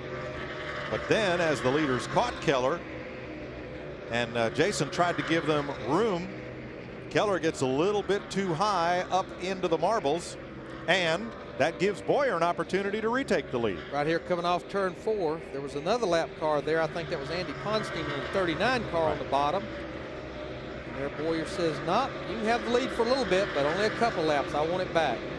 And look, you see there, well, Keller got up in the stuff and fell off the lead lap. Jeff? Mike, right now, what's going on with Clint Boyer, more importantly than anything else, we talked about Mike Dillon and how important he may be for this young man getting to victory lane today. Listening and monitoring what's going on between these two guys is just so impressive because of the fact that when he lost the lead, he overdrove turn 3 and the car kind of slid up and he didn't get off turn 4 like he needed to. Casey Kane passed him. Mike Dillon said, look, you've got to slow it down. You've got to ease it in the corner and drive off the corner if you want to get back to the lead.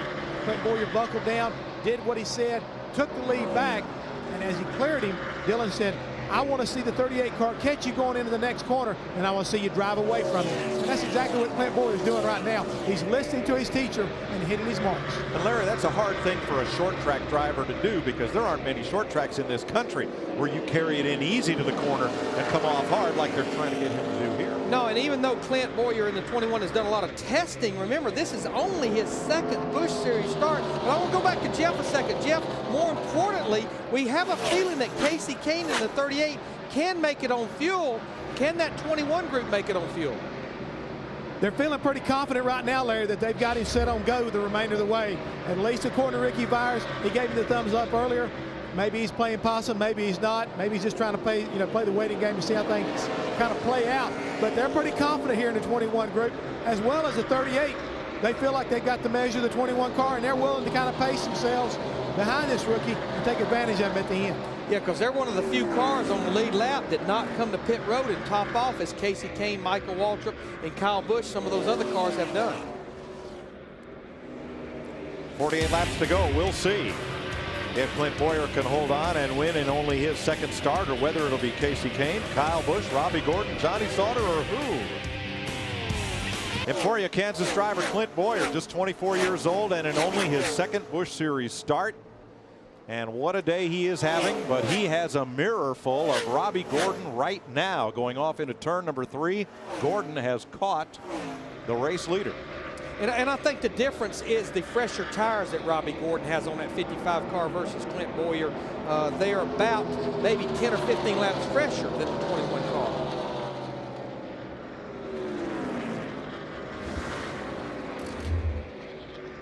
Robbie Gordon headhunting and looking low.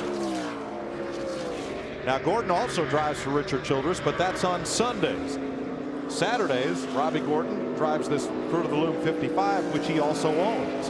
That Richard Childress supplies the engines for as well. And I think we about know when Robbie Gordon in the 55 car pitted that he can make it to the end. The question, can that 21 car go the 81 laps, which would include some cautions?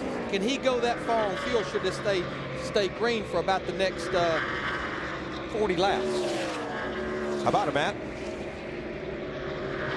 Mike, Robbie Gordon, two things he said on the radio. First, he says his car is tight again. The second thing, he said, I did not mean to get into Ron Hornaday at all. You mentioned about that they are corporate teammates at the RCR stable. He says, you guys just do not realize how much trouble I'm probably in when I get back to the big house on Monday. RC and I are probably going to have a meeting. But meanwhile, the 5 of Kurt Busch, he is fading. He said, my car just will not turn when I enter turn 1. And of course, Matt, what Robbie's talking about is when he got in the back of Ron Hornaday a while ago, both of them trying to get back on the lead lap. Ron Hornaday, the 2 car, is a Richard Childress car. Still hot for the lead. Robbie Gordon on the tail of Clint Boyer. So these are not teammates in the true sense of the world, but there is a lot of go-between between Robbie Gordon's Busch team and the Richard Childress team. And of course, if his car is tight, I think the reason he did just drive by the 21 car of Clint Boyer is when you get behind the car, you lose all the front downforce, just makes the car push worse, won't turn. We'll keep an eye on this, but fuel mileage may well be the determinant of the outcome here. Here's our rejuvenating moment of the race, brought to you by Just for Men hair color. More than a hair color, it's the Rejuvenator. It's that pit stop under caution for Casey Kane to top off for fuel. That rejuvenated his chance to win today.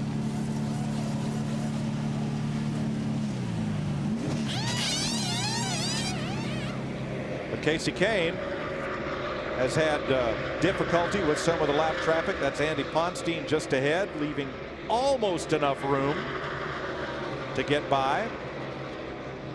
Well, I'm getting a message right now that NASCAR is finally saying the 39 car, Andy Ponstein, is too slow to take him off the racetrack. And you know, I know these guys are trying to make a living, but for Pete's sake, you're 40 laps down and you're racing the guy that's in second place. That's ridiculous. Was he racing him or trying to find a place just trying to hide? get out of the way. Right. Clint Boyer and Robbie Gordon driving around like they're welded together with a tow bar here at Nashville. 30 laps to go at Nashville Superspeedway. Clint Boyer would not be the first driver to win in his first or second start. 4 drivers won their first start in the series, but they were all accomplished Cup drivers at the time. Joe Ruttman, Ricky Rudd, Terry Labonte, and Dale Earnhardt in their first race in what is now called the Busch Series. However, the least number of starts before scoring a victory as a rookie, that record is held by Johnny Rumley and Scott Riggs. Rumley won Hickory in 1993. Riggs won here in Nashville in 2002, and in each case, it was their 7th start of their Busch Series career as rookie drivers. Clint Boyer is trying to win this in only his 2nd start. But Larry, the question is, could Robbie Gordon have passed him? And if so, why not? Yeah, I don't know, because he's actually, Mike, starting to fade just a little bit as Clint Boyer, our leader in the 21's, back in traffic. And these guys have almost a 6-second lead on 3rd place Kyle Busch. So should we stay green? I think the question is, can Clint Boyer in the 21 make it those final 81 laps on fuel or not? And does Robbie Gordon know that's the question? And is he just saving his stuff until he needs it? I would be willing to say Robbie Gordon's crew has been telling him that possibly the 21 will not make it. But you talk about starts, Mike, we're talking about Clint Boyer and the 21 being in a position to win in only a 2nd Busch Series start. Robbie Gordon, you talk about experience behind him. Busch Series starts and Cup Series starts combined, there's 149. There's quite a bit of experience behind him there. Yes, it is. Veteran Robbie Gordon, can he take the lead from rookie Clint Boyer, or will another rookie, Kyle Busch, work his way to the front? This morning we wondered, with the weather, would we ever race at all today here in Nashville? And now we're just 21 laps from the checkered flag. Clint Boyer trying to be the Busch Series driver who, since this series started in 1982, won in the fewest career starts as a rookie. In about the last 5 or 6 laps, Mike, he has pulled away from Robbie Gordon at 55 by almost a 1.5 seconds. It's almost like either Robbie Gordon's car is going away or he just is confident that 21 car will not make it. How about it, Jeff Hammond? Well, Larry, it's very interesting the way you put that right now. He is driving away from the 55 car, Robbie Gordon, because of the fact that he's hitting his marks by the instruction of Matt Dillon, the spotter. Once again, he is doing a masterful job of telling Clint, as you see the lap cars, my friend, either follow him through the corner, but do not, I repeat, do not get high trying to pass him on the outside. The last time you just about got up in the stuff, and you know what's going to happen if you get that long in your tires. As he goes through the corner right now, you watch him follow the lap down cars through that corner. Now he's clearing them up off the corner, coming down the front straightaway here. They are doing a great job of pacing this young man, trying to get him to victory lane here today. Kenny Wallace was just in for a pit stop. He had pitted at lap 136, and there were 2 caution flags in between, so this was not a case of being low on fuel. Now, on the other leader, Robbie Gordon, here's Matt. Robbie was asking his team for lap times, a comparison between the 21 car and his 55, but he is slowly fading. He says, I believe I have worn my right front completely out, as he tries to reel in that leader. Meanwhile, David Stremme told me this weekend that he had a long talk with Clint Boyer. He said, you're splitting the schedule with Harvick. I did that last year. I can tell you how difficult it will be, especially when you run well. It will be very frustrating to have to get out of that race car for a few races, but you just have to hunker down and be patient. Well, it was frustrating for him last week too, Matt. First time in that car and crash it at Texas. He's rebounded to lead and do a great job here. The other driver who, as a rookie, crashed last week in Texas in a good car was J.J. Yaley. who drives for Joe Gibbs in the number 18. And Yaley has rebounded well in this Vigoro Home Depot car. He got lapped early in the race, but Larry, he's fought his way back up into the top 10. Yeah, he was one of those cars like Clint Boyer and Michael Waltrip, Casey Kane, that had not made that green flag stop.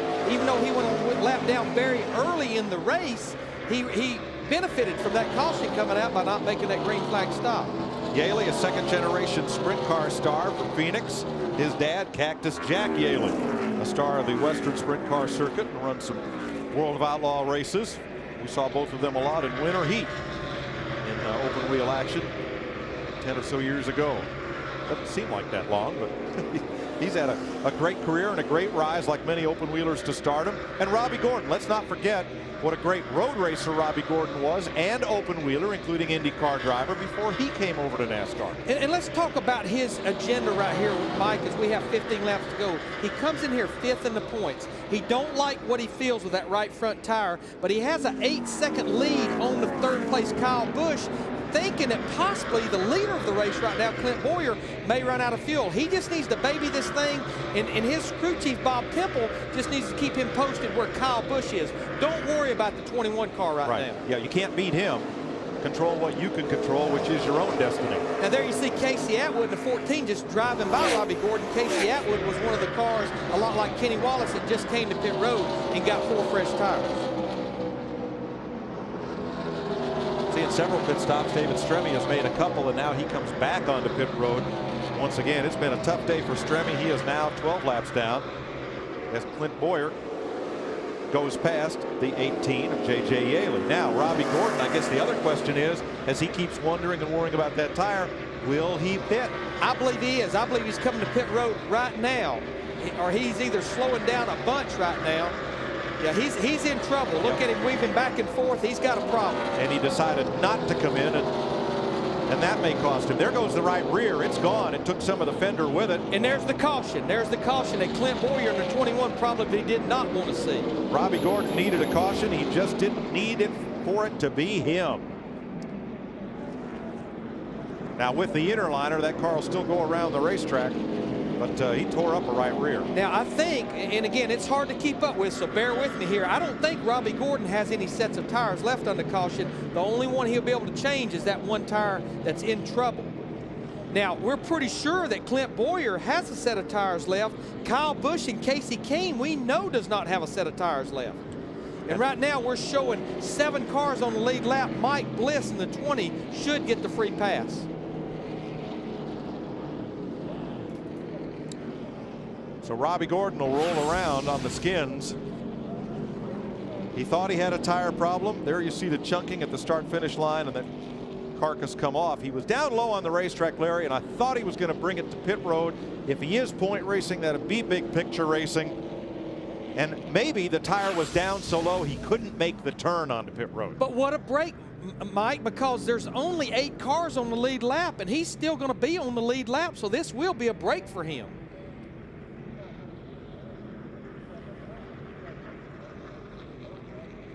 So if he can just nurse this thing home for about 8 or 9 laps, he'll still finish on the lead lap in the top 10. You don't often see somebody's bad luck, yours, turn out to be somebody's good luck, yours. Exactly. All right, Jeff, what are we going to see when they open pit road? Well, right now, the 21 car, I think it's pretty much decided. They're going to come get some tires. They have some left over, but the 38 car you've been talking about early on, he's out of tires. Casey Kane called in, said, hey, guys, I need some tires, and they called him back and said, sorry, my friend. What you got is what you've got. Yeah, I mean, Jeff, we know Robbie Gordon's out of tires. We know Kyle Busch, Casey Kane. Steve Shaw is checking on you guys in the pits on Johnny Sauter and Johnny Benson. We think Michael Waltrip's out of tires. So realistically, of our 7 cars on the lead lap, and remember, we have almost 70 to 75 laps on this set of tires right now, it's kind of a no-brainer for Clint Boyer and that group to come get those tires. True. And when they give the restart, now that we're inside 10 laps to go, it'll be a single file restart. So the free pass will not benefit Mike Bliss because he'll have to start behind all those lap cars at the tail end. He just won't have to race anybody. He will be the 8th place car in this race if nothing else happens. But the restart will be single file, lead lap cars to the front, then everybody else. And pit road's open. Let's see who comes. Well, you know, even with the single file restart in a, only lead lap cars to the front, that means Clint Boyer will be able to drive all the way up to the last lead lap car. So I like the position, and I think he's going to be one of the few that's able to come get tires. We know Robbie Gordon's going to get one, and we're seeing Kyle Busch in the 5 on pit road. Jeff Hammond. Clint Boyer is out on pit road. They've decided they're going to put tires on him, give him some fuel to make sure that's not going to be an issue right here toward the end. Going for the 4, no adjustments. The one thing I kept telling him was make sure you get it inside the box, man. Make sure you get it inside the box. Left rear tire's going on. Looks like he's going to be in good shape right there. Whoa! Michael Waltrip tried to pull in, couldn't get into his pit for Boyer coming out. That'll be costly, Matt. The 55 is in changing tires. Johnny Benson had a set of tires left. When I walked into the pit, James Finch, the owner, had a big smile on his face. The 5 car of Kyle Busch, he had a set left as the work continues on the left side of Johnny B. 6 of the 8 cars on the lead lap came in, Larry. So I think we got our answer. It appears that the cars that had a set of tires left for caution was Clint Boyer in the 21, Johnny Benson in the 1, Johnny Sauter in the 27, and Kyle Busch in the 5 car. Those guys will have 4 fresh tires for this sprint right here. So of the 8 cars, looks like Michael Waltrip is going to end up in 8th out of that group because he could not get into his pit box because of Clint Boyer coming out. So Michael will have to come back around and pit with the lap down cars, though he'll still be the last car on the lead lap there in 8th place. That is, should he choose to pit. Of course, now the lap down cars can pit. Michael can even come in next time around or whenever he wants to and still close up with those lead lap cars. Now the cars 1 lap down, Jason Leffler, J.J. Yaley, David Green.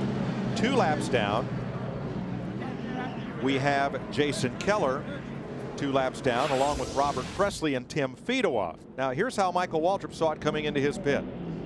He's pitting right in front of the 21 car, Clint Boyer, and this is about the time that Clint's leaving pit road. Michael could not get in his pit, but that was a heads-up move on Michael because that may have ended both their days right there on that pit stop. We'll see if he comes in next time around. We're not too far from going back to green. 8 laps to go. We are still within the window where, if necessary for cleanup, they could red flag this race and get it restarted. We'll be right back. We're going to go for a ride for 5 laps here at Nashville Superspeedway, and most of these fans are still here because they sense a shootout. Michael Waltrip did make his pit stop under the next lap of caution. He is one of those lead lap cars. There are 8 of them, including the free pass car, which is the number 20 of Mike Bliss. So Casey Kane on worn tires will be the leader. Right behind him, Clint Boyer, Kyle Busch, Robbie Gordon, who got to change the tire that was down that brought out the caution, along with Johnny Benson, Johnny Sauter, and Michael Waltrip. Here we go. It's going to be a 5-lap single file shootout.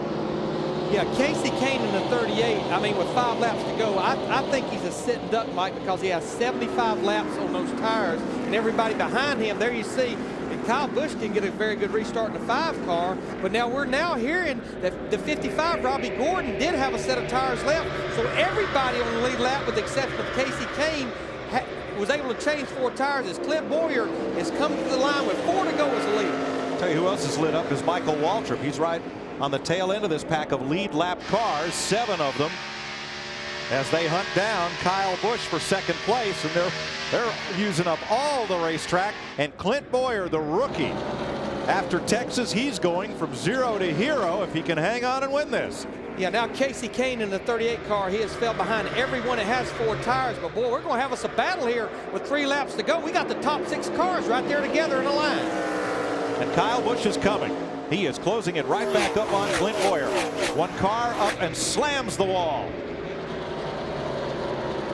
Drifts down in front of traffic, but he's going to be able to keep going. Is that Yaley? J.J. Yaley in the 18 car. We have no caution, though, and NASCAR's trying to get him to get down and get off the racetrack. We got a battle for the lead down the backstretch, though. Here Kyle Busch in the 5, side by side with Clint Boyer under 21. Watching him, watching the flag man. No sign of yellow. Busch has the lead. Boyer wants it. Here comes Benson.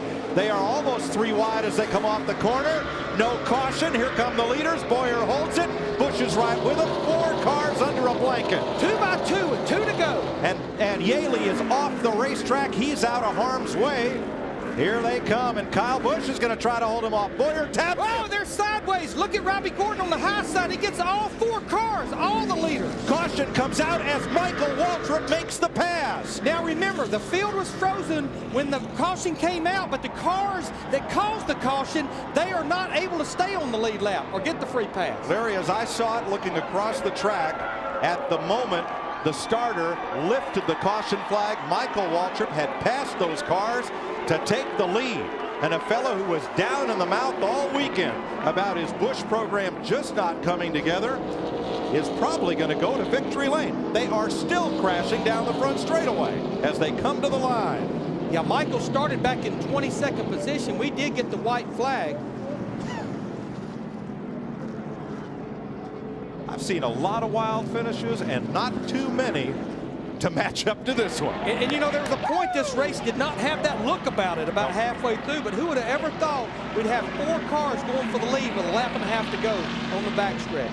And when Kyle Busch got sideways, they all wadded up, and Michael Waltrip was just far enough behind them to be able to clear them on the outside. And I think the other car that got by was Johnny Sauter in the 27 right now. Again, scoring. We'll have to check scoring, but he's showing in 2nd place right now.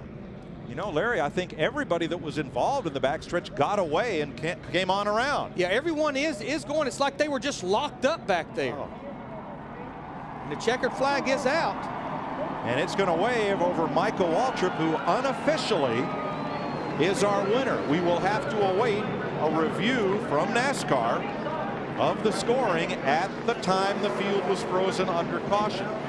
But it's our belief that Michael Waltrip had cleared those cars and will go to victory lane. Oh, let's sort this one out. Now they're coming off turn 2. This was with about a lap and a half to go. You saw the 21 just barely got in the back of the 5, and then it looked like Johnny Benson got in the back of the 21 and just kind of sucked in Robbie Gordon in the 55 car. Chain reaction.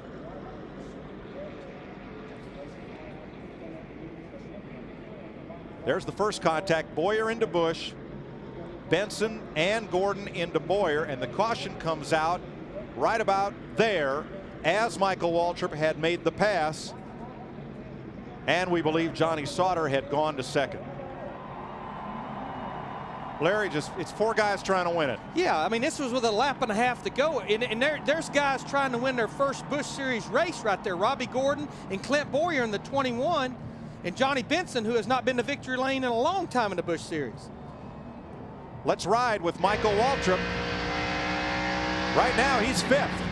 He knew something was happening. You could hear him get out of the throttle even before anyone touched anyone. He knew it was fixing to break loose.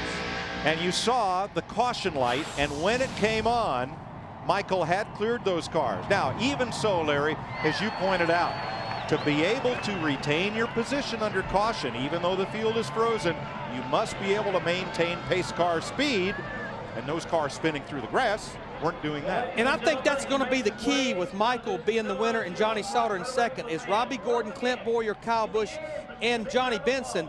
They're the ones that brought the caution out. I think that's going to be the key. Now, we saw last week with Joe Nemechek when he spun and brought out a caution, grabbed a gear and kept going in 17th. It doesn't mean you have to go all the way to the back, but you have to be able to maintain pace. Even so, I believe from looking at the starter stand and the accident directly across the track that Michael had completed the pass of those cars when we saw that caution light flash. NASCAR confirms it. Michael Waltrip has his 11th career victory in the NASCAR Busch Series, 11 wins in 206 career starts, his first win since Bristol and August. Here we are in Nashville, and a Waltrip goes to victory lane. I wonder if he'll stand on his head again today in victory lane. Well, he won't pop out the roof hatch, but I'll bet if it had one, he would. Yes, he would. Jeff, you remember talking to Michael this morning, and he looked like his dog was sick. I mean, he was just hung down and brung down, and he just didn't feel like he was getting this Busch program together like he wanted.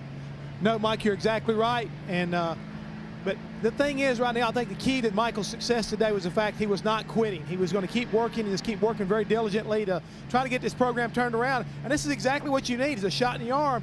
He was there, he was in contention, and he took advantage of what happened. And you got to give credit, Jeff and Mike, to Jerry Baxter and that crew. Remember, Yes. he had that left front fender tore up from that wreck down in turn 3 and 4 with about 50 laps to go. They didn't give up either. For Michael Waltrip, being out of the lead pack was the key to victory. Talk about a rejuvenating moment. Absolutely. There he sits in victory lane. The unofficial finish from scoring shows Robbie Gordon coming across the line in third, Clint Boyer fourth, Kyle Busch in fifth, Casey Kane, Johnny Benson, and Mike Bliss as the lead lap cars, but we'll await confirmation on that. What we do know for sure is that Matt Yoakum's about to greet our winner, Michael Waltrip. The only trouble he's having is trying to get the helmet hung up inside the race car. He's getting the Hans device off. And Michael Waltrip, his first start here at the Nashville Superspeedway. And he gets the big-time trophy, Gibson guitar. Where do we even begin, Michael? Let's go back to just Kansas City last fall when we had that race wired and had it get away from us, you know, with just a few laps to go. I've lost a lot of Busch races that I thought I should have won or could have won, maybe would have won, but today we just were lucky for sure. I knew the only chance I had was to try to go down the wall and hope they all got in the wreck, and when I came out the other end and didn't see anybody in front of me, I said, well, that worked out like it was supposed to. I want to thank Aaron's, where we're leasing quality furnitures and appliances for less. That's important for me to say. They're my sponsor. And also thank my wife for letting me come here on Easter weekend and race. I love you, Buff. Hi, Mace. Hi, girls. Kate. I hope everybody's doing well. In the Bahamas, that's where they're at. I know they're doing well. Old Mike's stuck here in Nashville, but Playing a guitar. my pal Jerry Baxter. His first win together with you. It is his first win, and he deserves another. You know, he deserves lots of wins. He's done a great job being my crew chief. I'm real proud of him. Also want to thank Bobby Kennedy. He isn't with us anymore. He went to work for my brother, but Bobby really has helped the transition with me and Jerry and this team. So Chevrolet, they've been a great friend of mine over the last 4 or 5 years, and we've gotten them a few wins. I want to thank them as well.